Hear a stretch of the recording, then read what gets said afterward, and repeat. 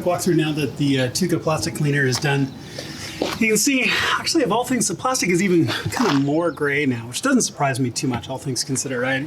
Got all the residue off, got any protectant that I've put on over the years off. I've got a scuff here that's a little more clear, you know, a little easier to see. The center pieces actually look a little bit better. They've also changed color a little bit, but a little bit of the overspin has come off, which is good.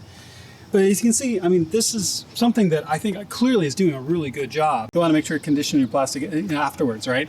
Now, in this case, of course, we're going to recondition it thoroughly, just not put on protectant. So if your car was new, you could put the cleaner on and put protectant on, and the color would be good. But no, obviously, we're going to recolor all the plastics. So that's all good. I'm going to pull the car in, get it dried off, and then we're going to walk through the rest. I wiped it down. I want to make sure it has the chance to drip dry. You know, water comes out of your doors and your drip rails and everything else like that. I don't want it to drip on the work that I'm doing, and also before I mask it. And I'm going to walk you through masking next. But let's take a look at the rails.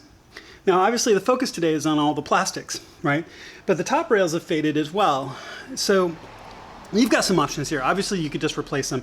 My top rails are in perfect shape, barely a mark on them, but they're just a little bit faded. Obviously, you could replace them, but that's the most expensive of all the options.